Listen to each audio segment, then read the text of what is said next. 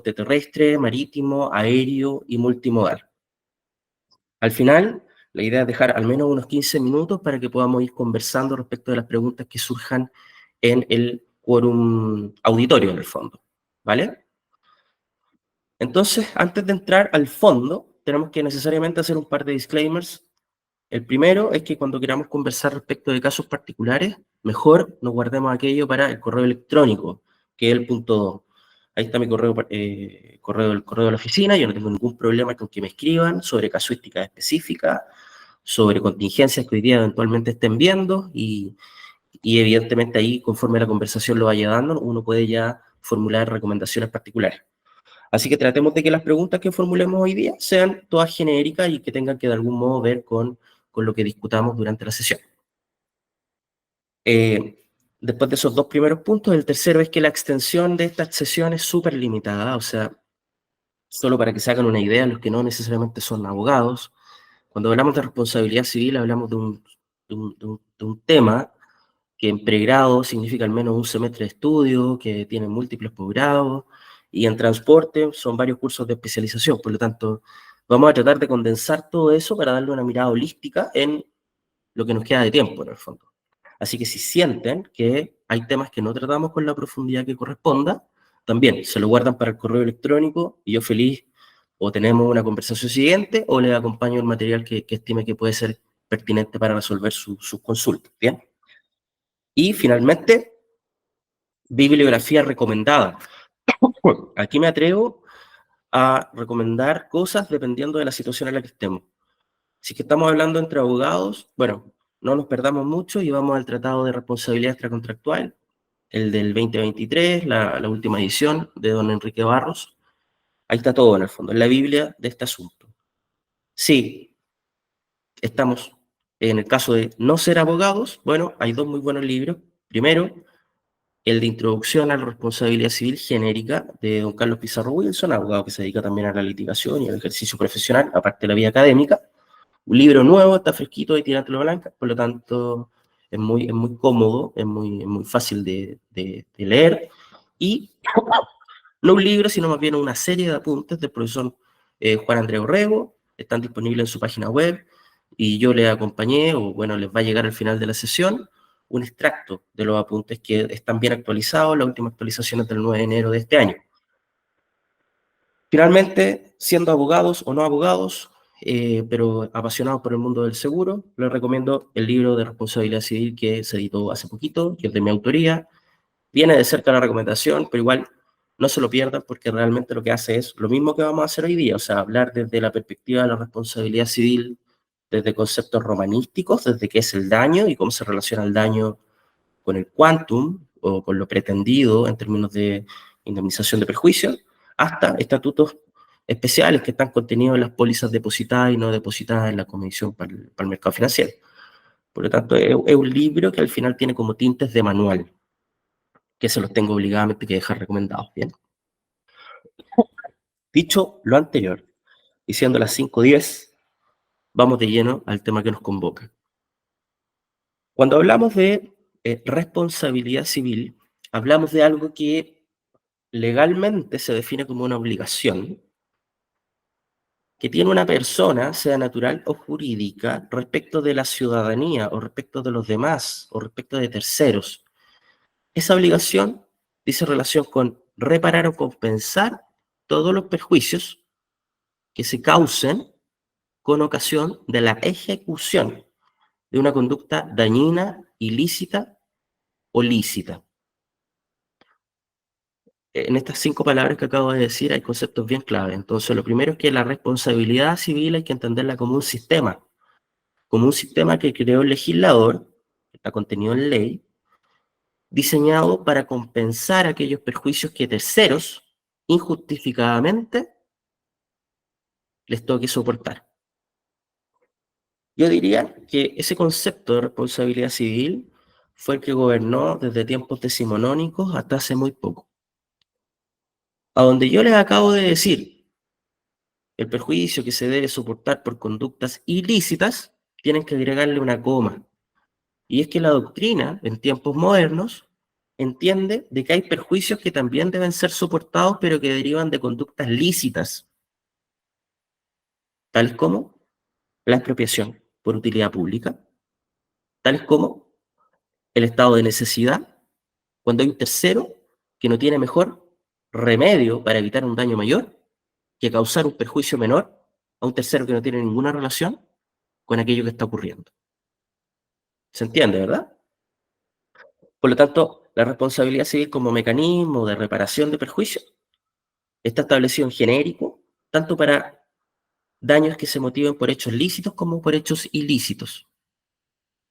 El profesor Arturo Alessandri, un doctrinario muy connotado en materia civil en Chile y también en Latinoamérica, dice que por responsabilidad civil, sin ponerle apellido, por responsabilidad civil en abstracto, debe entenderse en general la obligación en que se coloca a una persona para reparar adecuadamente todo daño o perjuicio causado, la que resulta ser civil si se origina en la transgresión de una norma jurídica que afecte el interés de una determinada persona.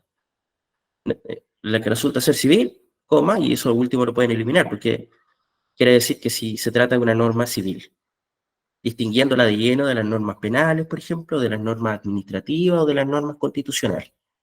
Vamos a ver en unos minutos más que respecto de esos otros estatutos, que son también generales, aplican otras formas de responsabilidad, que no son reparaciones civiles propiamente tal, y que entonces se van a tener que distinguir, alejar y tener un tratamiento separado respecto a la responsabilidad civil que aquí estamos definiendo.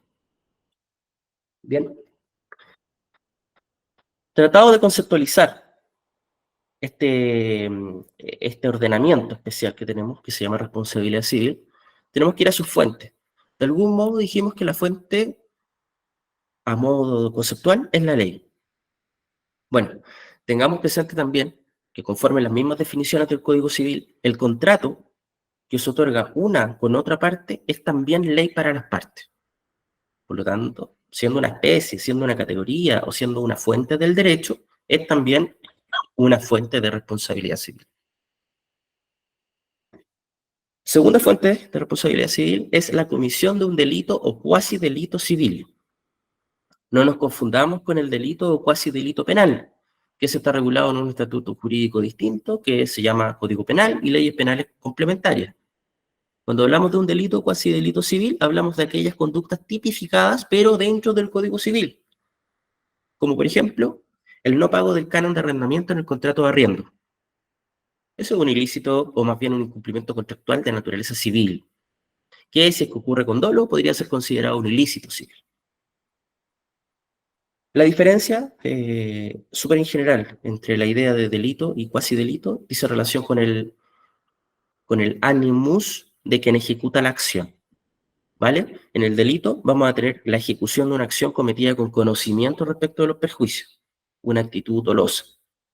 En el cuasi delito, en cambio, vamos a tener una actitud cometida con culpa, con negligencia grave, en donde el tercero, o más bien, donde el que está perjudicando a otro no está realizando la acción perjudicial con completo o cabal conocimiento respecto de los perjuicios y tampoco con completo o cabal conocimiento de respecto de estar generando un daño a otro. Bien. No es que se lo represente en términos de probabilidad, sino que más bien lo está haciendo con culpa. Finalmente, y el más general en términos de fuentes, es justamente la sola disposición de la ley. O sea, donde la ley dice que se es responsable, se es entonces responsable, sin más excepción que aquellas mismas que contemple la propia ley. Aquí acordémonos de la pirámide de Kelsen, que quienes no son abogados, se trata de un sistema de jerarquización normativa que nos dice que hay ciertas normas que son más relevantes y más importantes en términos de estabilidad social que otras. Bueno, la ley es más relevante que ordenanzas, que circulares, interpretativas, por ejemplo, y que otros documentos que tienen naturaleza administrativa. Por sobre la ley vamos a encontrar leyes de quórum calificado, que son leyes especiales, tipos de leyes, pero leyes un poco más, con más peso administrativo, y obviamente en la cúspide de la pirámide está el instrumento que gobierna en el fondo toda la sistematización del ordenamiento jurídico, que es la Constitución Política de la República. De esta manera, dice, para que exista responsabilidad civil, lo esencial es que, comillas, siguiendo al autor Alessandri que habíamos citado, se haya causado un daño en la persona o propiedad de otro, sea por violación de una obligación preexistente o por la ejecución de un hecho ilícito, aún sin culpa, como en el caso de la responsabilidad legal.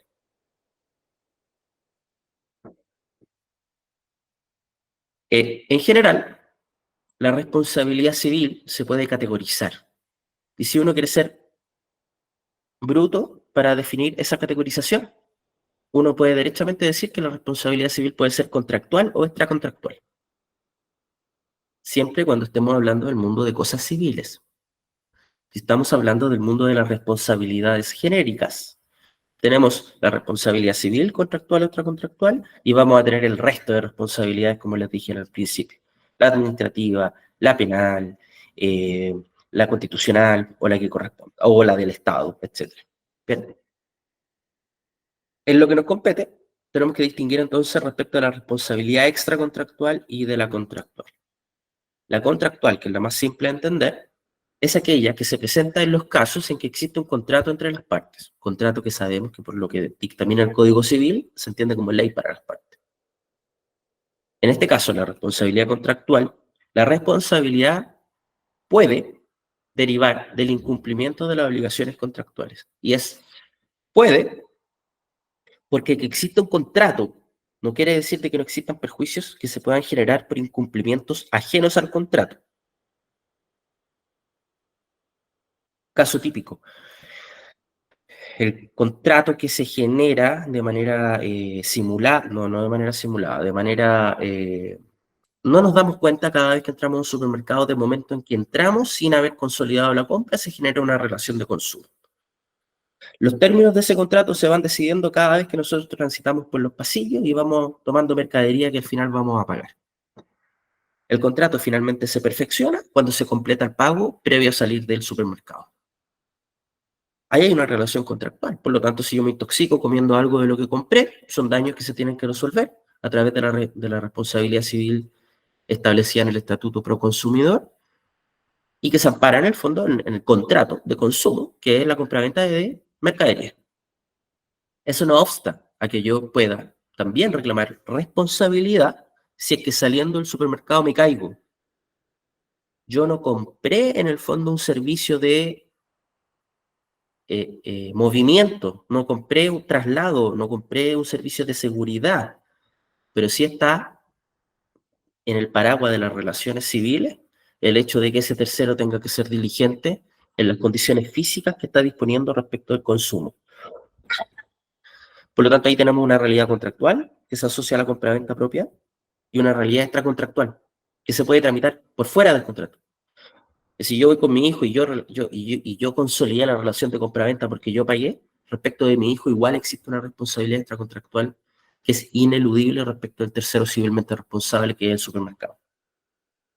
Por eso esa línea dice puede derivar del incumplimiento porque también puede derivar de otros incumplimientos que no estén establecidos en el contrato o en los términos generales del contrato. En cambio, la responsabilidad civil extracontractual, bueno, ya está anticipado, se refiere a la obligación legal en el fondo, pura y simple, de reparar los daños que se causa a otra persona sin que exista un contrato previo entre las partes. De esta forma, la responsabilidad se basa en la culpa o negligencia, a secas. La víctima del delito o cuasi delito civil, que quiere reclamar la indemnización de perjuicios por la responsabilidad extracontractual, debe probar que el daño fue causado por una acción u omisión negligente del tercero civilmente responsable en el fondo. Y además de que entre el daño y el perjuicio existe un nexo causal. La víctima de la responsabilidad civil extracontractual es la que tiene la carga probatoria. Tiene lo que en derecho se dice onus probandi.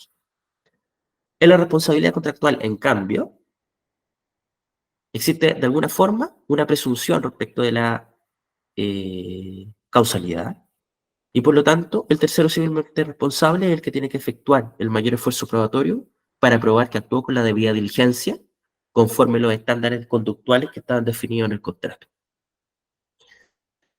Esa diferencia respecto de cómo se gradúa o cómo se atiende la culpa del responsable en la responsabilidad extracontractual y contractual, diría yo que es la esencial. Existen muchas otras a nivel de normas de exclusiones de culpa, a nivel de reglas de prescripción, etc.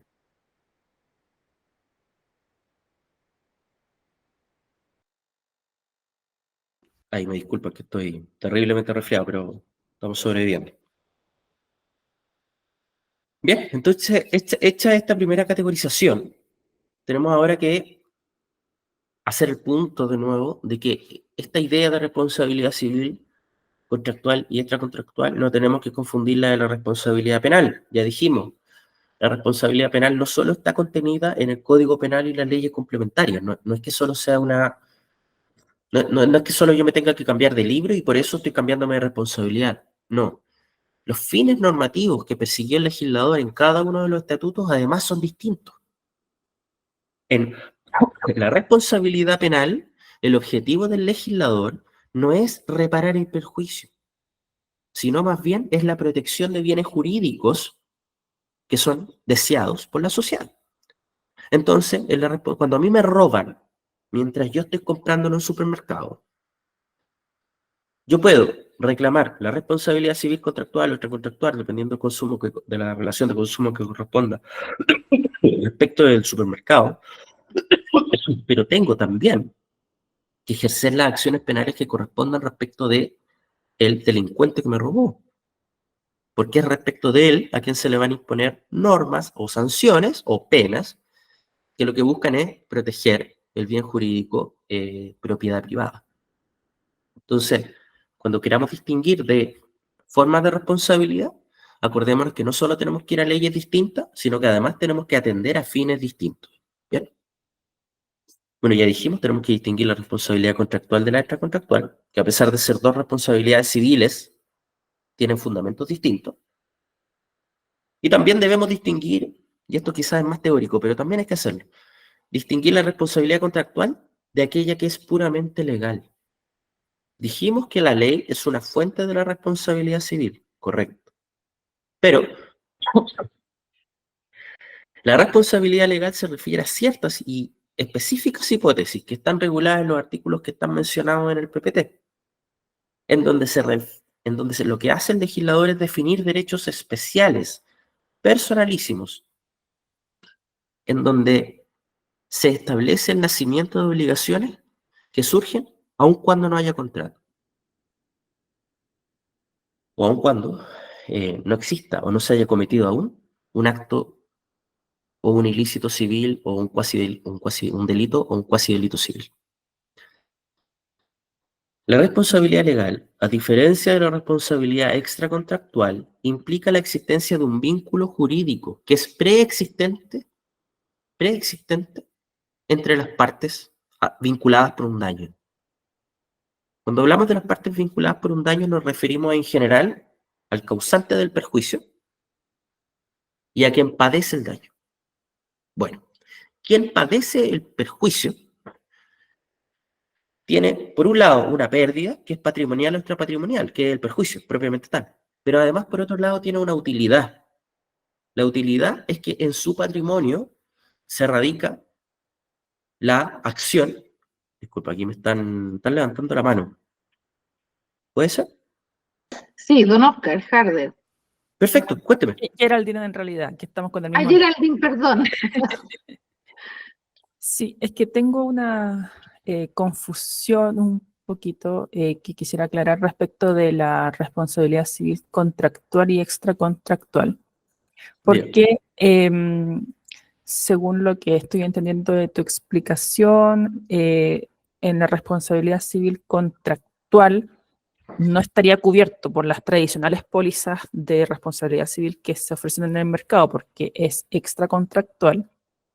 Sin embargo, ahí lo que se cubren son daños materiales o corporales que se puede ocasionar al tercero en que el asegurado sea civilmente responsable, pero también a consecuencia del giro. O sea, cuando hay, no sé, un taller mecánico con responsabilidad civil de garage por daños que se puedan hacer mientras ejerce su giro, en el caso de un restaurante, por ingesta de alimentos, entonces es por Sí. su giro, asumo que eso también es parte como del contrato, entonces Sí. ahí se me produce una confusión con la diferencia con el extracontractual. Bueno, mira, te adelantaste un poco, voy a tratar de responderte sin Ya, sin adelantar todo. sin anticipar tanto. Porque, bueno, mira, te adelantaste un slide. Mira, en el siguiente te voy a responder. Así que Ya. atenta. Ok. Solo para terminar el tema de la responsabilidad contractual y extracontractual, estaba explicándoles que cuando se produce un daño, cuando se produce un perjuicio ilícito, civil, o sea, delito o cuasi delito civil o incumplimiento contractual, estamos hablando en general, surgen dos posiciones, la posición de quien genera el daño y la posición de quien sufre el perjuicio. Quien sufre el perjuicio tiene una pérdida que es la pérdida patrimonial o extrapatrimonial, asociado al daño que le toca padecer. Pero por el otro lado recibe una utilidad o un beneficio que es más bien un derecho, que es el derecho a demandar la indemnización por el perjuicio sufrido. Por un lado pierde, pero por otro lado gana una acción. ¿Bien? Por lo tanto, se dice que quien padece el perjuicio se transforma en acreedor de la obligación indemnizatoria. Y a contrario sensu, quien acciona dolosa o maliciosamente, cometiendo un daño a un tercero, se transforma en deudor. En deudor, entonces, de la indemnización pretendida por el acreedor. En las obligaciones de responsabilidad legal, la posición de acreedor y de deudor viene establecida expresamente en la ley. En las obligaciones de responsabilidad extracontractual pura y simple, excluyendo en el fondo los tres casos de responsabilidad legal, la responsabilidad viene establecida por las posiciones de dañado y dañador. Ahí se prendió un audio que me molesta un poco. Sí, por favor pedimos que todos mantengan el micrófono apagado para que no haya interferencia. Por favor, sí, gracias. Bueno, entonces aquí tomando la pregunta que nos hacían recién, ¿cuál es la regla general cuando estamos hablando de seguros? ¿Qué es asegurar la responsabilidad civil extracontractual? Y que la contractual normalmente de aquellos estatutos, de aquellos seguros, de aquellas pólizas genéricas que aseguran la extracontractual, la contractual queda expresamente excluida. Ahí estamos viendo el slide, estoy tomando un condicionado genérico, probablemente uno de los más utilizados. Y se excluye también la responsabilidad penal, normalmente, la contractual y la penal.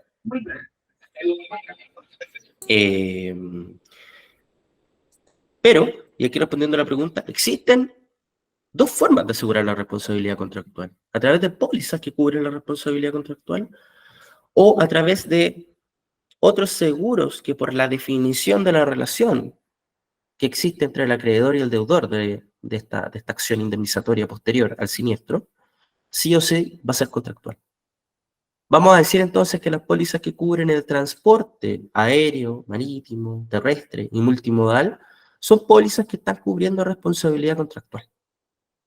Porque existe un contrato de transporte entre el fletador o entre el transportista de un contenedor por tierra y el dueño de la mercancía, el expedidor o el embarcador. Ese contrato de transporte queda cubierto por una póliza de transporte que está entonces cubriendo responsabilidad contractual. Esa póliza en particular lo que hace no es excluir la responsabilidad extracontractual, sino que lo que hace es excluir indemnizaciones que no sean pérdida y que sean enriquecimiento. ¿Y por qué ocupa el legislador administrativo cuando emite estas pólizas esa terminología? Porque, bueno, de algún modo la responsabilidad contractual viene a consumir todo aquello que nosotros en sede extracontractual podemos obtener. O sea, son dos estatutos. El extracontractual está hecho para aquellas situaciones que ocurren en el diario vivir en donde no existen contratos entre las partes. Pero existiendo un contrato entre las partes se entiende que todo aquello que el legislador debe proteger en forma genérica ya está protegido por lo que corresponde proteger por existir un acuerdo previo y preexistente. Asumo entonces, que la responsabilidad civil extracontractual como pura la póliza inicial excluye la responsabilidad contractual, pero al ir agregando adicionales respectivos del giro del asegurado, entonces se cubre. La Lo que contractual. pasa, más que a través de condicionados adicionales, a través de pólizas adicionales. A través de pólizas adicionales. Entonces, piensa, por ejemplo, de nuevo en el ejemplo del supermercado, que eso da para todo. Tú te has dado cuenta que los supermercados tienen obligaciones de mantención respecto de los estacionamientos y también respecto de las zonas colindantes, en el fondo. Pastizales, cierres, perimetrales, en el fondo, etc. Bueno, si una de estas panderetas o de estos cierres metálicos cae sobre un auto que está estacionado afuera del departamento, afuera del supermercado, el dueño del auto, que probablemente lo pierda, tiene una acción, haya estado o no comprando en el supermercado. Esa acción es de responsabilidad civil extracontractual. El mismo supermercado, a su vez, tiene que cubrir todos aquellos robos que ocurren dentro de sus estacionamientos particulares privados, pagados o no, por esta famosa obligación de seguridad que está establecida y reconocida hoy día por el Estatuto Proconsumidor. Bueno, todas las indemnizaciones que tiene que cubrir por eso son de naturaleza contractual, por existir una relación de consumo. El mismo legitimado pasivo, o más bien el mismo deudor, supermercado, tiene que cubrir sus contingencias potenciales a través de dos productos distintos. La RC Comercio, que va a cubrir la RC contractual propiamente tal, y además una póliza general que cubra la responsabilidad extracontractual respecto a las operaciones que ocurran o respecto de los daños o perjuicios que genere terceros no consumidores. Esa sería como la respuesta. Ok, gracias. Ya, vamos a ir avanzando un poquito más rápido. Igual el PPT yo lo traté de dejar lo más completo posible para que quede la información disponible para ustedes. Y de nuevo, si es que hay algo que no logremos ver con profundidad, podemos revisarlo a través de correo electrónico o de una llamada posterior. ¿Bien? Ahora vamos a entrar de lleno en la responsabilidad extracontractual porque es la que más nos importa habitualmente. Entonces vamos a aportar una definición respecto de por qué se regula. Y cuando queremos preguntar por qué se regula, tenemos que preguntarnos cuál es el fundamento de su existencia. Nuestro Código Civil adopta como fundamento de la responsabilidad delictual o cuasi delictual, que es la extracontractual, la denominada doctrina clásica. Para esta doctrina, el fundamento de la responsabilidad está en la culpa del autor. Culpa o dolo, o sea, en el fondo la negligencia en su actuar. Se requiere entonces que el daño sea imputable. Cuando nosotros como terceros civilmente, o sea, como terceros independientes sufrimos el perjuicio derivado del actuar de otro, no solo nos tenemos que preocupar de que ese perjuicio sea cierto, real y material, sino que tenemos que preguntarnos si efectivamente el perjuicio que estamos padeciendo tiene un nexo causal respecto del actuar de quien lo ejecutó o respecto del actuar de donde se originó ese hecho. Tiene que haber un nexo causal material entre el causante del daño y entre el perjuicio padecido. Ese nexo causal tiene que ser material, tiene que existir en términos reales, pero además tiene que tener un factor de conexión intersubjetivo, que es el dolo o la culpa. No basta solo con el daño, pues este podría no ser atribuible a la conducta de un sujeto. O aún en tal caso, o sea, de ser atribuible, podría ocurrir que dicha conducta no haya sido culpable. Como por ejemplo, los casos que yo exponía al principio de estados de necesidad sobreviniente, en donde en realidad el perjuicio se genera por no querer generar un perjuicio mayor. En esos supuestos, el tercero que generó el perjuicio puede eventualmente excluir la culpa. Pero lo que hace es excluir la culpa. Existe el daño y eventualmente existe el nexo causal. Lo que no va a existir es, en definitiva, el factor de atribución de responsabilidad, que es la culpa. En esos términos está establecido nuestro Código Civil. Sin culpa, entonces, lo que tenemos no es que desaparezca la responsabilidad, sino que lo que tenemos es que desaparece la posibilidad de encontrar un patrimonio en donde resarcir los perjuicios, porque lo que hace de algún modo el legislador es como simular o es como entender que ese deudor de responsabilidad no tuvo más que ejecutar aquello que ejecutó. Y lo deja indemne entonces de la obligación de tener que indemnizar. Por ende, cuando hay culpabilidad y hay responsabilidad, lo que tenemos es un sistema de responsabilidad subjetiva. Muchas normas del Código Civil establecen este factor de atribución intersubjetiva, que es este factor que relaciona el hecho dañoso con la culpa del autor. Por lo tanto, en general, nuestro sistema es de culpas subjetivas. Se exige el dolo o la culpa, o se exige la culpabilidad del hechor para poder construir finalmente la indemnización material y efectiva, tanto en responsabilidad contractual, pero especialmente en la responsabilidad extracontractual.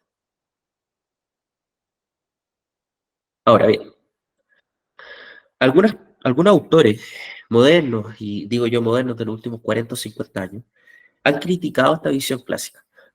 La han criticado primero porque el riesgo de provocar daños a otros ha aumentado de forma exponencial, dado el explosivo crecimiento de las nociones industriales. Así, por ejemplo, las actividades comerciales e industriales han aumentado en el bienestar de los países, pero también han incrementado las posibilidades de generar grandes daños a la naturaleza y a las personas. En ese contexto, o sea, en el contexto de mayores riesgos, de mayor peligrosidad en la actividad humana, es difícil, muchas veces para las víctimas, siempre pensando en el fundamento de la responsabilidad extracontractual, o sea, que la víctima tiene que probar el nexo causal, la culpabilidad y en el fondo todos los requisitos que vimos antes. Es difícil para la víctima probar el dolo o la culpa del autor, dado que tiene dificultades para acreditar, por ejemplo, cuál fue la fuente del daño, o cuál fue, por ejemplo, ahí en el caso concreto, la fuente potencialmente contaminante que pudo causar el perjuicio ambiental que se reclama. Frente a eso, los legisladores civiles modernos han establecido algunas medidas que han cambiado un poco la visión de la responsabilidad civil subjetiva clásica. Han establecido presunciones de responsabilidad, sea por el hecho propio, el hecho de terceros o el hecho de las cosas. Mira, sin ir más lejos, vamos a poner el caso de la ley 21.020, la famosa ley de tenencia responsables de mascotas, la ley Cholito. Esa ley, lo que hizo fue venir a establecer un estatuto de responsabilidad civil especial, en donde sigue habiendo un vínculo de responsabilidad civil extracontractual entre el dueño del perro y el tercero que resulta mordido por el can, pero ya no es responsabilidad del tercero dañado probar la culpa o la culpabilidad del dueño, sino que la ley da vuelta el onus probandi, da vuelta la carga probatoria y establece por una necesidad sociológica que sea el dueño del perro el que pruebe que el perro tenía su chip, que el perro estaba jugando en el canil que correspondía, que el perro estaba legalmente registrado y que el perro además estaba siendo transportado en condiciones de seguridad. Lo que tenemos entonces es que la responsabilidad civil por tenencia responsable de mascota se escindió, se separó, se encapsuló y se trató de manera independiente respecto de las condiciones generales de responsabilidad civil extracontractual, generando normativa tan específica y tan particular como la que le acabo de decir, o sea, como invertir la carga probatoria. Eso ocurre no solo en situaciones como las del perro, sino que también ocurre en derecho de la construcción, respecto de las constructoras y las inmobiliarias, y respecto también del propietario y primer vendedor, y los daños y perjuicios en la construcción u obra que se entregue. Ocurre también en el transporte, en donde tenemos estatutos especiales contenidos ya sea en el Código Civil o en tratados internacionales, que vienen a modificar tanto las condiciones contractuales clásicas como las extracontractuales respecto de daños o perjuicios que se generen durante el transporte. Adicionales a estas condiciones vinculadas a presunciones de culpabilidad, se ha extendido el concepto de culpa, justamente para evitar ejercicios abusivos de ello. O sea, lo que se ha hecho es rigidizar el estándar conductual que se le exige a ciertas personas, como por ejemplo el tenedor de la mascota. Y finalmente, se ha planteado la teoría de la responsabilidad civil objetiva propiamente tal, en donde algunos autores dicen que dadas las situaciones sociales actuales, considerando la peligrosidad de vivir en sociedad y considerando la gran cantidad de estatutos especiales existentes que ya hablan de responsabilidad objetiva, o sea, responsabilidad que surge sin culpa, en donde el deudor de la acción indemnizatoria tiene que de inmediato probar que no fue responsable. Dado eso, en el fondo, muchos autores dicen, bueno, olvidémonos de la responsabilidad subjetiva porque parece que ya no es la regla general. Parece que hoy día la regla general es la responsabilidad objetiva. Y entonces, apliquemos eso como criterio para todos los casos y establezcamos que, existiendo o no estatuto especial, siempre el deudor en la acción civil indemnizatoria es que tiene que probar que actuó con la debida diligencia y que, por lo tanto, no existiendo factor de atribución, que es la culpabilidad, no es civilmente responsable y no tiene que indemnizar los perjuicios dañados. Esa es como la ecuación completa.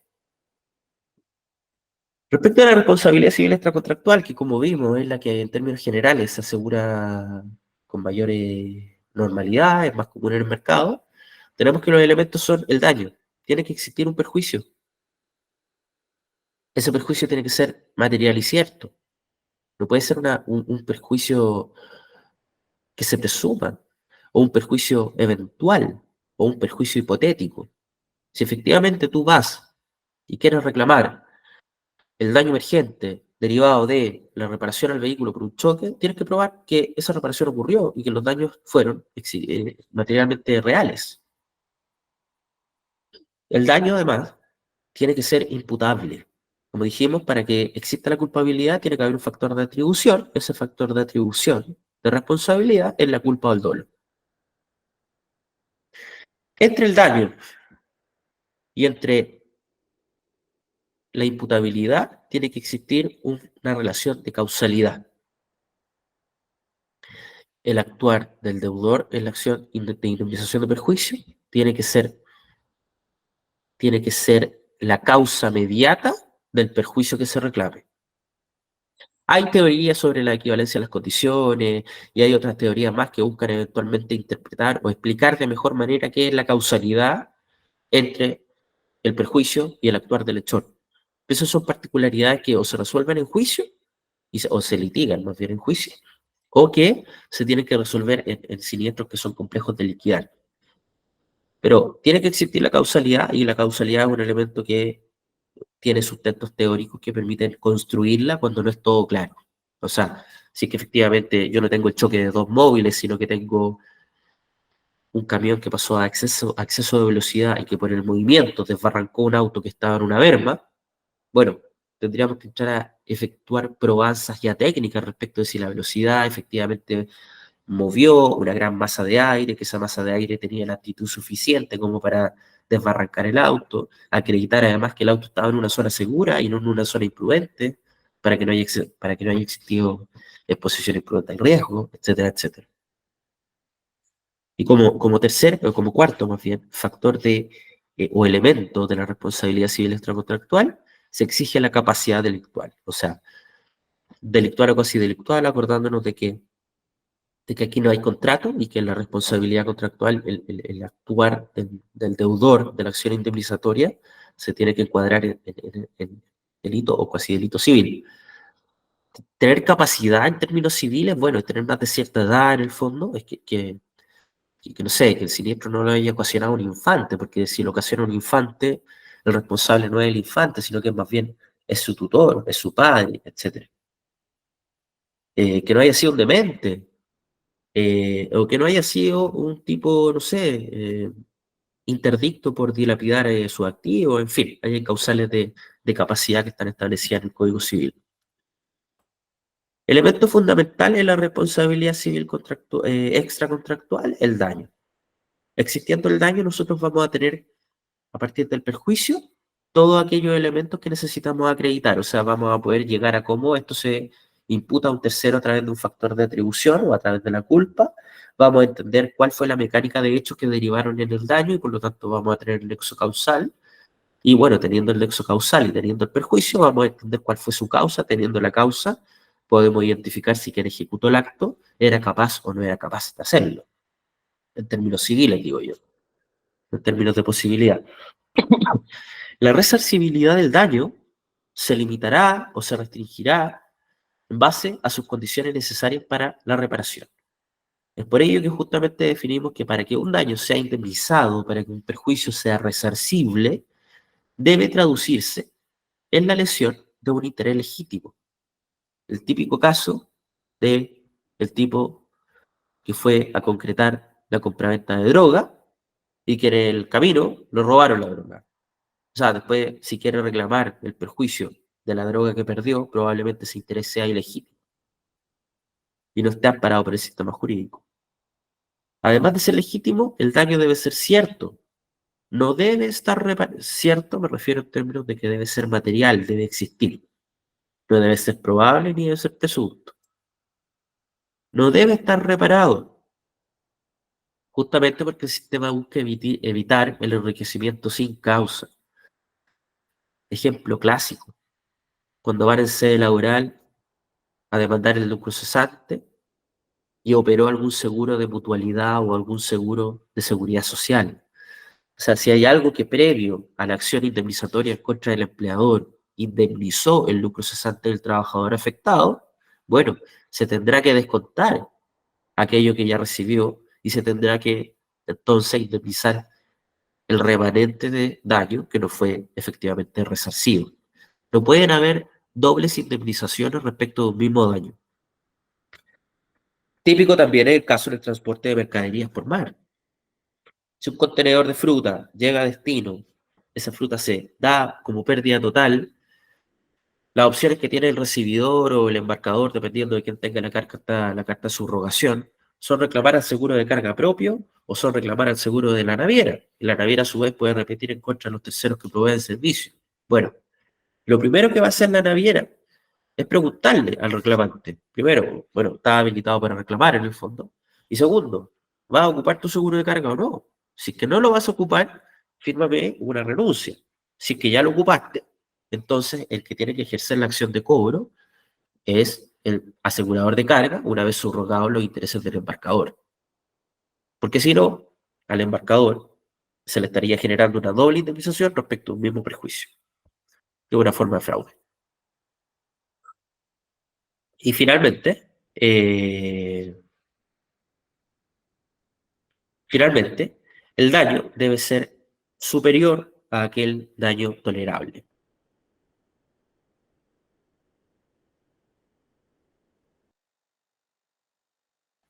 Como les dije hace un momento, habían algunas doctrinas modernas que decían de que los daños o los perjuicios podían derivar de actos lícitos, o sea, actos ilícitos o lícitos también. Bueno, quienes dicen aquello, dicen también que hay un grupo de perjuicios que son eventualmente tolerables y que tenemos que soportar por el solo hecho de vivir en sociedad o de exponernos a ciertas conductas.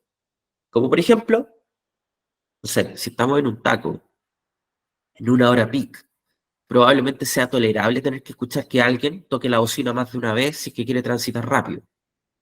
Malamente podríamos entonces demandar al tipo que está atrás de nosotros tocando la bocina por perjuicios derivados del daño acústico que nos generó o la aflicción emocional que nos generó por tocar la bocina. O sea, escuchar bocinazos en la autopista o en la carretera o en un taco tiene un grado de normalidad que hace que esa ofensa civil sea tolerable o deba al menos ser tolerable. Bien.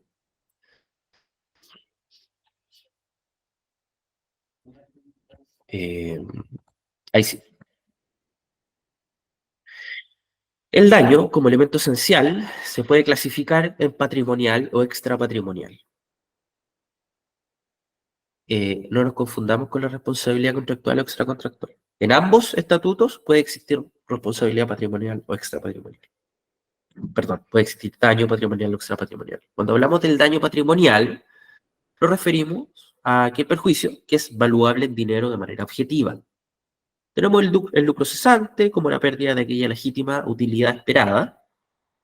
El daño emergente, como los costos adicionales que tuvimos que cubrir respecto de circunstancias que en condiciones de normalidad no tendríamos que cubrir, como por ejemplo los costos médicos derivados de una atención por lesiones ocurridas en un accidente de tránsito.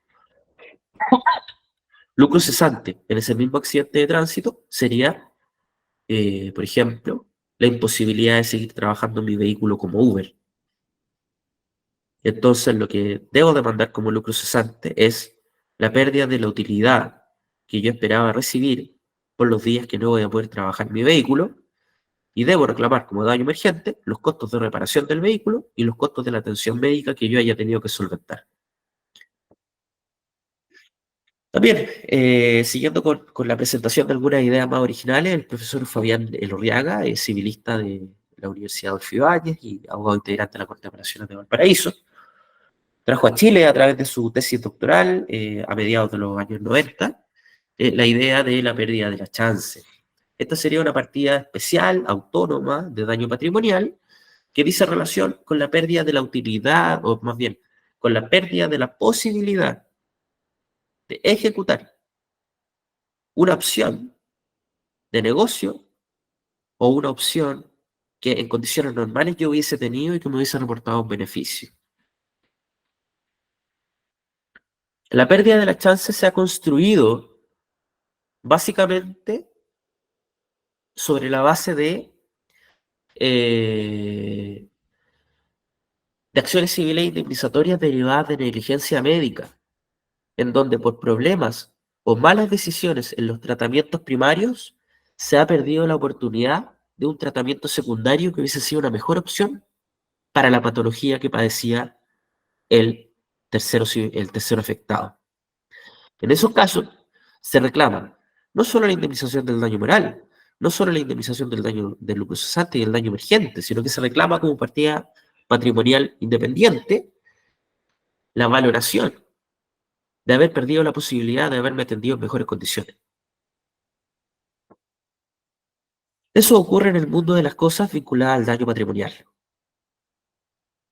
En el daño extrapatrimonial, lo que tenemos es todo ese conjunto de aflicciones que no son materiales, que son abstractas, que están en el fuero interno de quien padece un perjuicio y que se titulan daño moral. El daño moral es entonces cualquier aflicción emocional que yo padezca con motivo o con ocasión de un delito o cuasi delito civil. Que sea evidentemente culpable, que exista nexo causal, en fin. El daño moral tiene algunas dificultades probatorias porque, como estamos viendo, no es material, es inmaterial. Y por lo tanto, las probanzas del daño moral atienden más bien a informes psicológicos, a informes de peritos, a informes de contexto familiar, etcétera, etcétera. El daño moral también, en tiempos modernos, se ha ido categorizando, generando algunas dificultades, porque la doctrina ha tendido a generar partidas independientes respecto de ciertos daños morales que va encapsulando para que tengan tratamiento autónomo. Entonces, en Francia, por ejemplo, se habla de que el daño moral en abstracto es una cosa, en términos de aflicción psicológica, pero que tú también puedes reclamar, por ejemplo, en la pérdida o una partida de daño moral asociado a la pérdida de una amenidad de la vida. O sea, tú podrías decir, yo perdí una pierna, y no solo te reclamo por lo que significa moralmente haber perdido una pierna, sino que además te quiero reclamar por haber dejado de poder jugar a la pelota porque yo era buen futbolista con mi hijo. Por lo tanto, te pido 100 millones de pesos por haber perdido la pierna porque yo tengo 30 años, y te pido además 150 millones de pesos por haberme limitado una actividad que me generaba una felicidad adicional a la común y a la corriente. Bueno, también se habla de perjuicio biológico, se habla de perjuicio físico, de daño estético, cuando los perjuicios morales además derivan de daños corporales.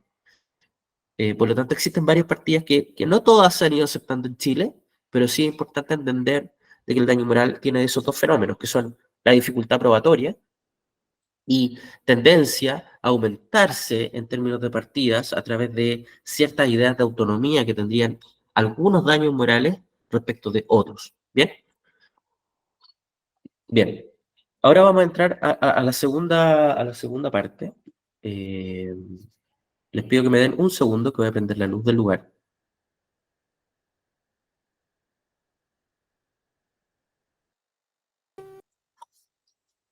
Aprovechamos a hacer una pausa de comerciales. ¿Hay alguien que está presente y aún no es socio del Colegio de Corredores? Ahí volví. Vamos a tomar un descanso, Vicente, de 5 minutos. No, solamente fui a prender la luz del lugar, sí. No, Ok. sigamos porque así alcanzamos a cerrar la idea y a ir a las preguntas de ella. Súper.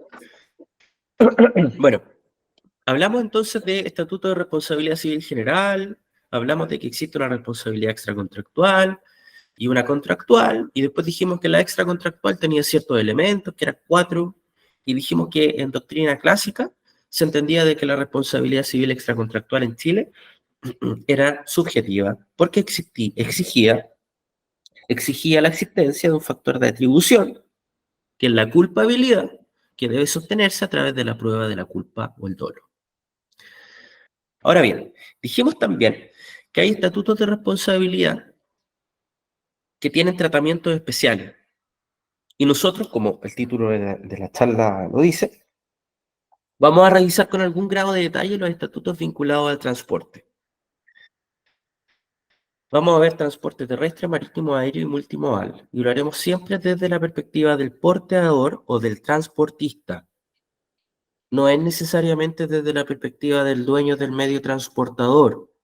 Porque, por ejemplo, en un barco, el dueño, el armador del barco, puede no ser quien lo esté explotando comercialmente, puede no ser quien tenga un fletamento a su favor. El fletamento es como un tipo de arrendamiento de buque o de naves mayores.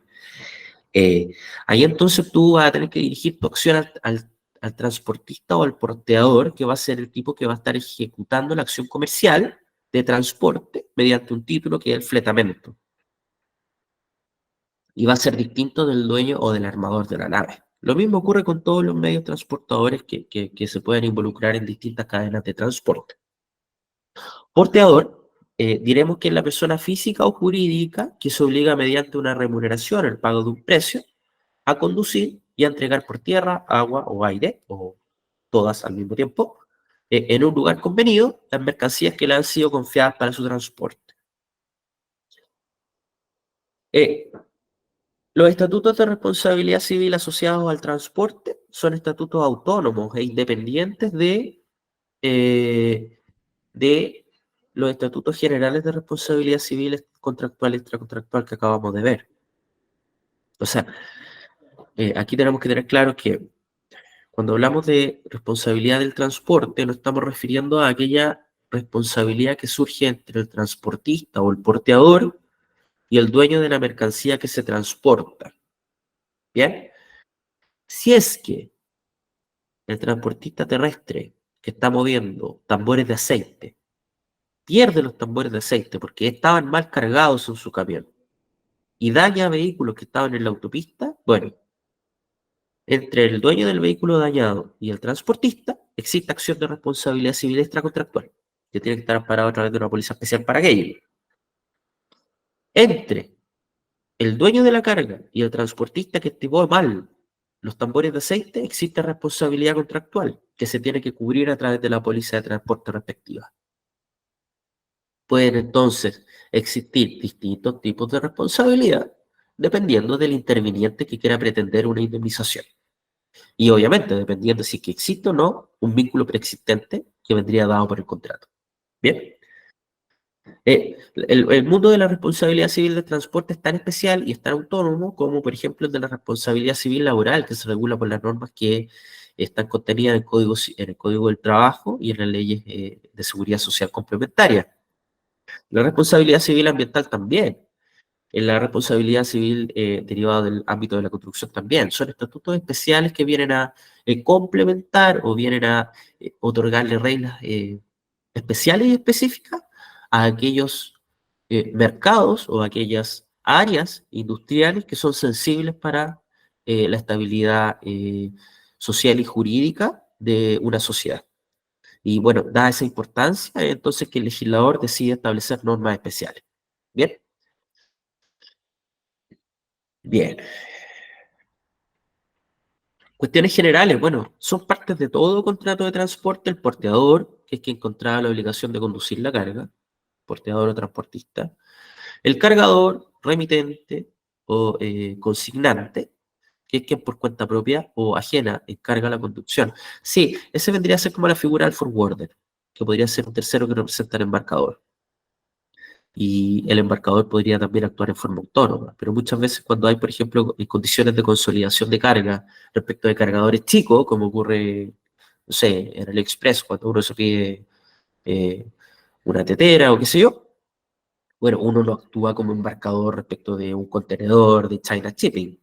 Lo que hace es existir un tipo que consolida la carga de mucha gente que está comprando teteras y bueno, ese tipo ejerce labores de freight forwarder y ese forwarder representa a los múltiples embarcadores y se transforma en el fondo en un agente eh, cargador, para efectos de la relación de transporte que se genera con el importador, con el fletante o con el transportista efectivo.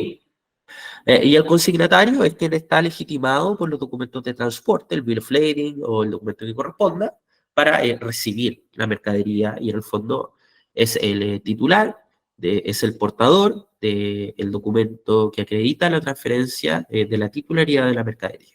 ¿Bien? El contrato de transporte, diremos, aquel que se celebra entre el cargador y el portador, en el sentido genérico, pudiendo haber más partes también. Pueden estar involucrados el transportista efectivo, un transportista documental, etcétera, etcétera. Hay un aspecto esencial que es el que obviamente nos preocupa, que es, bueno, ¿cuándo y cómo debe responder el porteador? ¿Cuándo y cómo tiene que responder el tipo que está administrando el medio transportador? Y para eso debemos distinguir. Y debemos distinguir aquello que yo ya le anticipé. Debemos distinguir la responsabilidad civil extracontractual que deriva del ejercicio de su actividad, de la actividad del transportista, en donde debemos ir al Estatuto General de Responsabilidad Civil. Y la responsabilidad contractual que deriva del transporte particular y de los daños y perjuicios o deterioro que se generen respecto de los pasajeros o respecto de la carga transportada. En donde en ese caso tenemos que ir al Estatuto Especial. Transporte terrestre está definido en forma más o menos taxativa en el artículo 166 del Código de Comercio. Es naturalmente un contrato.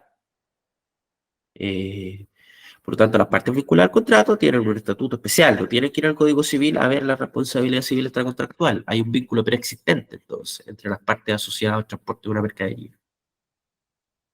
En virtud del cual uno se obliga por cierto precio a conducir de un lugar a otro por tierra, canales, lagos o ríos navegables, pasajeros o mercaderías. Es una definición genérica para el contrato de pasaje o para el contrato de transporte de bienes muebles. Y a entregar estas a las personas a quienes vayan dirigidas. Llámese porteador al que contrae la obligación de conducir o de transportar. Denomínese cargador, remitente o consignante al que por cuenta propia o ajena debe encargar la conducción de la mercadería. Y se llama consignatario a la persona a quien se le envía la mercadería. Una misma persona puede ser a la vez cargador o consignatario. Bueno, tenemos personas jurídicas grandes, en el fondo tipo Walmart, que ellos mismos actúan como embarcadores de su mercadería desde un continente a otro y después actúan como recibidores con otra persona jurídica legalmente constituida en destino. Son en el fondo un mismo conglomerado económico asociado a una misma matriz, pero que tienen posiciones o roles jurídicos distintos dentro de un contrato de transporte. En el transporte terrestre hay algo bien interesante y es que el régimen establecido en el Código de Comercio no establece condiciones especiales respecto de cómo cuantificar la responsabilidad que se origine por daño o perjuicios durante el transporte. No existe un régimen tampoco de limitación de responsabilidad, como sí existe en el transporte marítimo, asociado a derechos especiales de giro, o como sí existe en el transporte de mercadería vía courier, en donde la limitación está vinculada al valor declarado de la mercancía al momento de contratar el transporte. En el transporte terrestre diremos entonces que no existe limitación y por lo tanto será labor del reclamante, del dueño de la carga, acreditar el valor de las mercancías reclamadas y en definitiva acreditar la materialidad del perjuicio que busca que se resarza económicamente. La responsabilidad entonces es ilimitada, eventual o potencialmente ilimitada, Y por lo tanto, la regla que se aplica para valorizar los perjuicios será mediante su determinación, bueno, por peritos. Es lo habitual cuando existe controversia entre la mecánica de determinación de daños que establece el transportador y aquella que establece el dueño de la mercancía dañada o extraviada durante el transporte. Bien. El periodo de responsabilidad, bueno, ¿dónde inicia y dónde termina el periodo de responsabilidad del transportista terrestre? Esta es una condición especial. Aquí ya estamos entrando a reglas particulares respecto de la responsabilidad civil establecida en el Estatuto del Código de Comercio para el transporte terrestre de mercancías. El artículo 191 del Código de Comercio nos dice que el porteador está obligado a recibir la mercadería en el tiempo y en el lugar convenidos y que en el fondo, desde el momento en que las carga, desde el momento en que las toma, es responsable hasta el momento en que la entrega en manos de quien correspondía conforme a los documentos del transporte, o sea, del consignatario contractualmente establecido en el Bill of Lading o en la carta de porte respectiva. El artículo 200 explicita esto, diciendo que la responsabilidad del porteador principia desde el momento en que las mercaderías quedan a su disposición. Bueno, ahí pueden haber condiciones especiales de transporte, ya sea que se atienda a su disposición en las dependencias del embarcador, por ejemplo, en el packing del exportador de fruta, o en el depósito que establezca para aquello transportista terrestre. Y termina el periodo de custodia de la carga, el periodo donde es responsable el transportista, con la entrega hecha a satisfacción del consignatario en tiempo y forma. Bien. Relevante, el plazo para ejercer la acción civil indemnizatoria en transporte terrestre tiene algunos bemoles y hay que distinguir. Para el transporte nacional, o sea, que ocurre dentro de Chile, el plazo para ejercer la acción indemnizatoria que está contenida por el Código de Comercio es de 6 meses, contado desde cuando la carga llegó dañada o cuando debió haber llegado conforme a la estimación de tiempo de tránsito original. Para el transporte internacional hacia el extranjero, 1 año, y para el transporte nacional o internacional desde el extranjero a Chile, 4 años. Para los transportes que estén asociados al convenio ALADI, que es un tratado internacional, los plazos de prescripción son todos 1 año. Bien, ¿qué es el plazo de prescripción? El plazo que tiene el tercero perjudicado, el dueño de la carga, para reclamar los daños y perjuicios en contra del porteador o del transportador efectivo. Sí se establecen algunas eximentas de responsabilidad y son, en el fondo, las genéricas, las que existen también para la responsabilidad civil contractual e intracontractual en el Código Civil. ¿Cuáles son? Caso fortuito o fuerza mayor. Lo interesante, tanto para el transporte marítimo como para las otras acciones civiles indemnizatorias que veremos en marítimo y en aéreo, es que existe la subrogación. O sea, cuando hay un seguro de carga que indemniza el perjuicio, ese asegurador que pagó efectivamente el daño causado, toma la posición del asegurado en sus cargas, deberes y derechos, y tiene entonces la posibilidad jurídica de acudir a través de una demanda indemnizatoria, como si fuera el cargador, pero en contra del transportista. Esa acción subrogatoria tiene también un plazo para ejercerse. Cuando el asegurador de la carga subrogado quiere ejercer la acción indemnizatoria que le correspondería al embarcador, tiene que preocuparse de hacerla para el transporte nacional antes de los 6 meses desde haberse subrogado, para el transporte internacional hacia el extranjero antes de 1 año y para el transporte internacional desde el extranjero antes de 4 años. Importante, se requiere siempre el protesto en términos jurídicos, como la notificación formal de la existencia de daño y perjuicio formulada desde el consignatario o desde el embarcador en contra del transportador para que la acción indemnizatoria por la reclamación de pérdida y daño exista. O sea, sí, hay muchos, y por regla general se entiende que no existiendo protesto, el asegurador subrogado no podría ejercer la acción civil indemnizatoria. Eso se discute y es un tema que de fondo termina siempre por resolverse a nivel de corte. Sí es relevante recordar que existe la figura del protesto y que el protesto es una condición que puede asegurar la viabilidad o el éxito de una futura acción. Por lo tanto, siempre obviamente es recomendable efectuar protestos tan pronto se detecta una merma, una pérdida en la cantidad, en la calidad o un daño en la carga que se transporta. Vimos entonces que el transporte terrestre tiene un estatuto especial que está contenido en el Código de Comercio. Veremos ahora que el estatuto de transporte marítimo también es especial, viene dado por las reglas de Hamburgo, que es un tratado internacional promulgado o ratificado en Chile en 1982 y que vino a establecer un estatuto de responsabilidad más o menos objetiva, en donde el transportador se presume culpable de los daños y perjuicios que se generen en la mercancía durante su periodo de custodia. Aquí se repite el mismo concepto de transporte terrestre.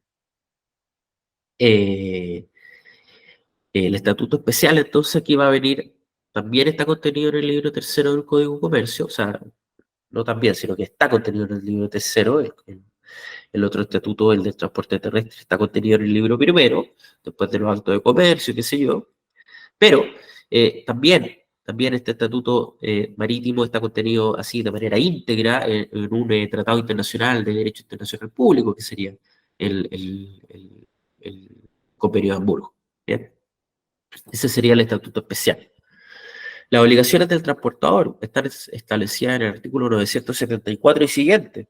Son básicamente la obligación de transportar, custodiar y entregar la mercancía en el puerto de destino conforme a la documentación de embarque. O sea, se tienen que respetar los términos tanto de cantidad, calidad y destino, y además de consignación que estén establecidos en el Bill of Lading al momento de pactar la condición de transporte particular. Conforme al artículo 5 de la regla de Hamburgo, que es una norma espejo equivalente al 894 de nuestro Código de Comercio, el fundamento de la responsabilidad del porteador viene dado porque los perjuicios resultantes de la pérdida o del daño, así como el retraso en la entrega, o sea, el delay que se genere respecto de la entrega efectiva sobre la base del plazo estimado de transporte, va a ser siempre responsabilidad del porteador, a menos que él pruebe lo contrario. O sea, el Estatuto Especial de Responsabilidad Civil del Transportista Marítimo lo que vino a establecer una presunción de responsabilidad y transformó la responsabilidad civil extracontractual clásica en una responsabilidad civil contractual objetiva, en donde el factor de atribución aquí lo que hace es establecerse de inmediato por imposición legislativa en contra del porteador, debiendo ser él quien pruebe no solo que actuó con un deber de diligencia óptimo, sino además que fue víctima de algún hecho, caso fortuito o alguna causal de exoneración específica que le permita entonces romper con la culpabilidad que se exigiría para que sea responsable y indemnizar los perjuicios. El plazo de prescripción de las acciones en transporte marítimo es más acotado, es de 2 años, conforme el artículo 20 del Estatuto de la Regla de Hamburgo y conforme la norma espejo que está contenida en el Código de Comercio. ¿Por qué es menos tiempo? Bueno, por un tema de razón, por una razón de tráfico jurídico en un área comercial altamente sensible. O sea, tener más acciones que pervivan por más tiempo, lo único que lograría es que tengas un sistema de transporte más caro, porque va a tener que soportar más potenciales indemnizaciones asociadas a sentencias condenatorias. En general, conforme a las reglas estatutarias que vienen contenidas en el Convenio de Hamburgo, la responsabilidad del transportador marítimo será de puerto a puerto, salvo acuerdo que modifique esta ley básica y que esté contenida por las partes. El transporte aéreo, diremos que tiene también sus reglas especiales de responsabilidad que están contenidas en el Código Aeronáutico Civil, particularmente en el artículo 126, norma que nos dice que el contrato de transporte aéreo es aquel en virtud del cual una persona, denominada transportador o transportista, se obliga previo pago de cierto precio, muy parecido al artículo 126 del Código de Comercio que ya vimos respecto al transporte terrestre, a conducir de un lugar a otro por vía aérea, pasajeros o cosas. Bien, el artículo 142 del mismo cuerpo normativo del Código Aeronáutico nos dice que en virtud del contrato de transporte, el transportador se obliga a indemnizar los daños que se causen con motivo o con ocasión del transporte aéreo, dentro de los límites establecidos por este código. Y aquí encontramos una novedad, dijimos que no existe limitación o que es potencialmente ilimitada la responsabilidad civil del transportista terrestre. Dijimos que en marítimo existe una limitación que está asociado a derechos especiales de giro, y ahora vemos que en aeronáutico existe también una limitación que está asociada al artículo 17, número 1 del Convenio de Montreal, que es el equivalente a la regla de Hamburgo, pero en sede aérea, que nos dice que el transportista es responsable de todo daño, estableciendo una hipótesis entonces de responsabilidad civil objetiva, en caso de muerte o lesión corporal de un pasajero, o en caso de que la muerte se haya producido a bordo de la nave o aeronave durante las operaciones de embarque o desembarque. No existiendo vínculo contractual alguno, aquí debemos recordar, la responsabilidad intercontractual del portador aéreo se define o se regula conforme a las reglas civiles generales contenidas en el Estatuto Amplio de extracontractualidad que está contenido en el Código Civil. La limitación en el Código Aeronáutico respecto de los perjuicios vinculados a daños físicos o más bien a daños materiales respecto a la mercadería que se transporta, viene dado por también algo equivalente a los derechos especiales de giro y que tiene relación con los costos o con los valores de la mercadería declarada al momento de consolidar el transporte. Para ya cerrar, y aquí me apuré al final para poder llegar a dar unos minutitos de pregunta, diremos que el transporte multimodal está definido en Chile, en el artículo 1041 también del Código de Comercio, y que se entiende como el porteo de mercaderías por al menos dos modos diferentes de transporte desde un lugar a otro. La gracia es que el porteador o el transportista si tiene que obligar en forma íntegra a una condición de transporte que involucre dos o más medios transportadores. Clásico el ejemplo de cuando el embarcador de fruta le solicita a la naviera que junto con el transporte marítimo le haga la gestión logística de transporte terrestre del packing al puerto y al revés del puerto a la posición del consignatario en puerto de destino. Ahí existe un contrato de transporte que va a tener naturaleza multimodal, que va a dar pie o va a generar dos documentos adicionales que van a ser la carta de porte para el transportista terrestre y el bill of lading para el transporte marítimo propiamente tal. Nuestro código de comercio integra el transporte multimodal con el transporte marítimo a través del mismo artículo que acabo de citar. Por lo tanto, las reglas sobre responsabilidad de contrato de transporte de mercaderías por mar contenido en la sección tercera del párrafo 3 del libro tercero serán aplicables también al transporte multimodal para el periodo que señala el artículo 982, que es el periodo de custodia que iniciaba, como le dije, cuando la carga se pone a disposición del transportista. Respecto de lo ajeno a las mercaderías transportadas o a las personas, en particular, respecto de la responsabilidad civil extracontractual, regirán entonces las reglas generales contenidas en el Código Civil o aquellas particulares eventualmente aplicables conforme al estatuto específico del medio transportador en donde se haya generado el hecho dañoso. Nuevamente se cierra con ese corolario que nos hace presente de que cuando hablamos de transporte, desde la perspectiva del transportador, tenemos esta persistente coexistencia de los estatutos de responsabilidad contractual y extracontractual. Lo extracontractual se va a través del Código Civil siempre. Lo contractual se va a saltar el código y se va a mover a estos estatutos especiales que tuvimos ocasión de ver rápidamente en estos últimos 20 minutos de sesión. Dicho eso, habiéndome apurado un poco, pero estando siempre disponible para sus preguntas, ya puedo dar por cerrada mi intervención.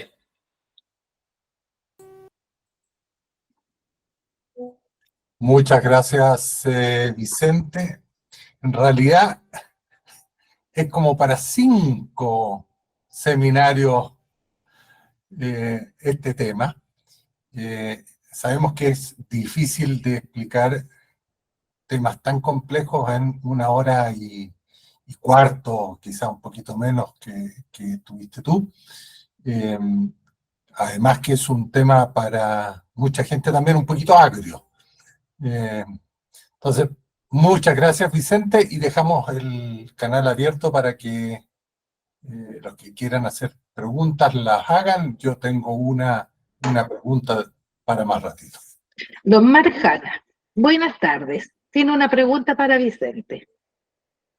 Muy buenas tardes, muchas gracias Vicente, muchas gracias al Colegio Corredores. Mi pregunta va a un tema de responsabilidad civil del transportador terrestre. La norma chilena establece que las cargas por carretera, camión y carga, deben tener una altura máxima de 4,20 metros. Si es automovilera, va a ser 4,30 metros. Sin embargo, tenemos muchas cargas que van en contenedores high cube o de altura especial, y esos high cube tienen una altura de 2,90 metros. Muchos de los semi-remolques o rampla tienen 1,40 metros hasta 1,60 metros. Si tenemos una carga de un high cube de 2,90 metros y que le agregamos, ¿perdón? No, y si le agregamos el 1,60 metros de la rampla, vamos a llegar a 4,50 metros. Por lo tanto, estamos sobre el límite máximo permitido en carretera, independientemente que hoy día las carreteras modernas, los pasos sobre nivel, los pasos bajo a nivel, Lo pueden permitir. Claro, Sí. alturas mayores. La pregunta concreta en responsabilidad civil. Si bien el transportador terrestre es responsable en caso del daño, ¿existiría alguna corresponsabilidad o responsabilidad compartida? Llámese al puerto porque me permitió cargar ese camión, o llámese a un depósito, bodega, etcétera, que permite salir un camión que lleva más altura que la permitida en carretera. Sí, yo a priori diría que sí.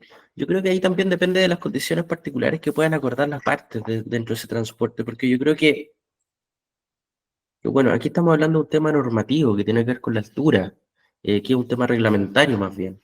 Quizás no se puede superar aquella prohibición por un acuerdo entre privados, pero ese perjuicio, ese problema, yo sí creo que hay alguna forma de corresponsabilidad o más bien de responsabilidad concurrente o de culpa concurrente en todos aquellos intervinientes en la cadena de transporte logístico que no hagan ver en tiempo y forma la existencia de este riesgo.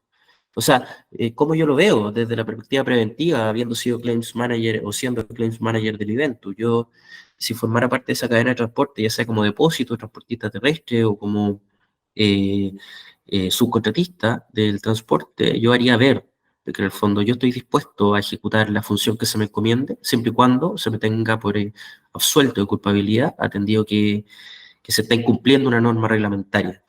Yo creo que no existiendo, en el fondo, una cláusula expresa que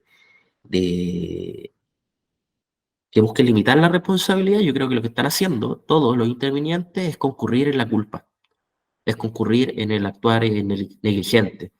Y ahí lo que tienes al momento de tener que soportar, en el fondo, como deudor o como deudores múltiples, la acción indemnizatoria, es probablemente solidaridad pasiva. O sea, ellos probablemente tengan que concurrir en alguna proporción a indemnizar los perjuicios que se generen, si es que derivan justamente de la altura máxima de la carga. Muchísimas gracias. Una consulta hizo acá Carlos San Martín, Vicente, dice, entonces el transportista no tiene responsabilidad por las mercaderías en caso de asalto o actos de Dios, dice naturaleza, etcétera. Bueno, eso es un caso bien complejo porque el asalto, o más bien el robo, tiene una tipificación penal. O sea, la terminología que habitualmente se ocupa en las pólizas que cubren el transporte está hecha en los términos penales de qué es lo que se entiende por robo y exige, por ejemplo, fuerzas las cosas. O sea, el hurto y la pérdida misteriosa normalmente son condiciones que quedan excluidas de todas las pólizas de transporte. Existiendo un robo en términos penales establecidos o con la materialidad probatoria suficiente como para establecerlo, sí debería estar cubierto. Lo que ocurre es que exista un hecho de fuerza mayor o un caso fortuito, eh, no es que te anule la existencia del delito, sino que más bien te anula la culpabilidad del transportista. O sea, tú vas a tener un siniestro cubierto, pero eventualmente cuando tú quieras ejercer la acción indemnizatoria, vas a tener a un tercero responsable que va a tener la posibilidad de inhibir su culpa y por lo tanto eventualmente no pagar. Entonces, no es que no sea responsable, sino que más bien no va a estar obligado al pago. Yo creo que ese tipo de casuísticas respecto de los actos de Dios, del caso fortuito, de la fuerza mayor, requieren revisiones muy particulares, porque no todo es caso fortuito y a veces todo se quiere pasar como tal, fíjate. Gracias, Vicente. Luis Fumay levantó la mano, pero antes tenía una consulta, que es cortita, de la sociedad seguir. Vicente pregunta, ¿dónde encuentra tu libro de seguro de responsabilidad civil? Sí, está disponible, mira, en todas las editoriales jurídicas, La jurídica. principalmente en Ok. editorial Amurabi, ahí lo van a poder encontrar, pero además está en varias, el libro Mar, el libro Tecnia, es Seguros de Responsabilidad Civil, Perspectivas Técnicas y Legales. Ok, gracias. Luis Fumay. Hola, buenas tardes, Vicente. Luis Fumey ¿Qué tal, acá de Luis? Linfeld. Sabemos que todos los transportes marítimos, aéreo, terrestre tienen ciertos plazos también. Tú hablaste de las acciones judiciales, los tiempos. ¿Reemplaza la nota en ley de despacho la notificación de reclamo formal o siempre es bueno que el cliente, el consignatario, emita esa nota de reclamo o de protesta en contra del transportista, o manchar la guía de despacho suficiente? Bueno, mira, hay algunos autores que están en contra del tema de ensuciar los documentos del transporte con notas especiales. Y lo han escrito no solo respecto de las guías de despacho, sino particularmente respecto del Bill of Lading, cuando tú quieres cuestionar un poquito la calidad o la condición de la carga que se está transportando. Eh, hay algunas críticas que son más bien de sensibilidades sobre los abogados que creen que una nota no va a cumplir. A ver, ¿cómo te lo puedo explicar? ¿Te has fijado que cuando uno va a firmar un finiquito laboral de trabajo, te dicen pon reserva de acciones? Y algunos ponen solo reserva de acciones y otros ponen una cláusula completa. Bueno, muchos dicen que anotar simplemente en el documento del transporte que corresponda una cosa que sea como objeto de esto porque no está bien, equivale como una reserva de acciones sin fundamento y que el tribunal entonces podría tener por inexistente por ser genérica y muy abstracta. Entonces, más allá de eso, yo siempre recomiendo el protesto específico, o sea, decir, mira, yo estoy transportando 5.000 cajas de palta, yo recibí 4.000, las otras me dijeron que las tuvieron que sacar porque tuvo un problema sanitario, yo quiero dar cuenta de que el reclamo va a ser por las 5.000, porque necesito acreditar que ese problema sanitario no la tuvieron las otras 4.000, o sea, explicar un fundamento, y bueno, acudir a algunos eufemismos que ocupamos los abogados y los administradores de reclamos, que es básicamente decir, oye, te reclamo por el daño total, te reclamo por la totalidad de la carga, te reclamo por la totalidad del perjuicio. O sea, muchas veces es mejor eso y después acotar el reclamo material real cuantificado cuando recibes la liquidación a quedarte corto o no hacerlo. Ahora, no es que importe tanto, y aquí hay que tener cuidado, no es que importe tanto realmente respecto al reclamante, sino que más bien importa para que tu asegurador de carga, cuando esté subrogado, no te ponga un pero al momento de indemnizar el daño. Porque el asegurador de carga va a decir, oye, mira, me dejaste indemne. En realidad no fuiste diligente en el tratamiento del riesgo. Y por lo tanto, mira, yo puedo pagar, pero quizás no te pago todo. O sea, porque yo no tengo probabilidades de éxito ciertas respecto al recupero. ¿Te fijáis? Pero el protesto yo lo considero como una regla general y es mucho más recomendable. Perfecto. Gracias, Vicente. Vale, vale. Gracias, Vicente. Ya estamos en la hora. Entiendo. Hay una pregunta, la última pregunta, hagamos, de Jenny Sanderón. Dice, si en un estacionamiento de una empresa a un cliente mío, un vehículo le provoca daños a otro vehículo y este se da la fuga, ¿mi cliente no es responsable? ¿Se entendió la pregunta? Sí, ahí el cliente en el fondo es el dueño del predio donde están estacionados dos autos. ¿Sí? Si en un estacionamiento de una empresa, un cliente Un dice, cliente. Ya. a un cliente, un vehículo le provoca daños a otro vehículo y este se da la fuga. ¿El cliente es el responsable o no es el responsable? Jenny, confírmame quién es tu cliente. Viva, Jenny, ¿está por ahí? Ahí está la Jenny. El de estacionamiento, el dueño de la empresa. El dueño de la empresa. Y, claro, Bueno, ahí va a depender, ahí va a depender. ¿Recuerdas que hablamos de la causalidad? Un vehículo provoca daño a otro vehículo. Bueno, hablamos de la causalidad. La causalidad puede ser inmediata o inmediata y pueden concurrir causas en un mismo siniestro.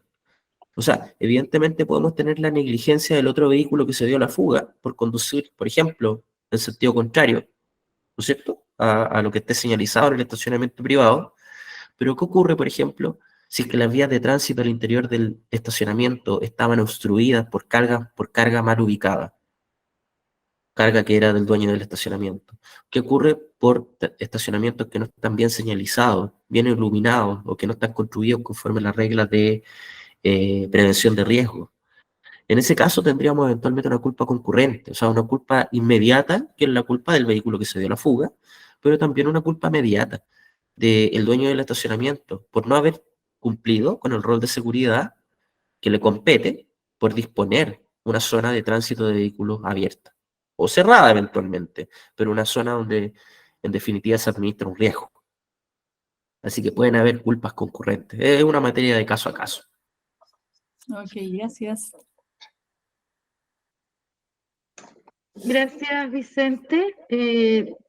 Cortito, don Renato, para que usted cierre, le quiero comentar a todos los socios presentes que mañana vamos a enviar la presentación y una vez que el video esté resuelto, vamos a enviar el link. ¿Ya? Perfecto. Gracias, Moniquita. Bueno, muchas gracias, Vicente. Súper interesante. Lo más probable es que tu casilla de correo va a estar llena de requerimientos y tu teléfono también. Así es que muchísimas gracias. Y a todos los socios que se conectaron, gracias por conectarse. Esto nos hace ser más unidos y más fuertes. Y los que no son socios, los invito a que se hagan socios del colegio, porque no solamente tenemos charlas tan interesantes y profundas como la de Vicente hoy día, sino que muchas otras actividades durante todo el año. Así que los que estén interesados, escríbanle a Mónica y les enviarán toda la información. Vale la pena ser socio del colegio. Que tengan una excelente tarde todos y nos estamos viendo. Muchas Que gracias. estén todos muy bien. Cuídense. Gracias por el tiempo. Gracias a todos, que estén bien. Muchas gracias. Gracias a todos los presentes, al expositor, al vicepresidente, y nos vemos en el próximo capítulo, ¿cierto? De todas maneras. Así será. Adiós. Que tengan buena tarde. Igual.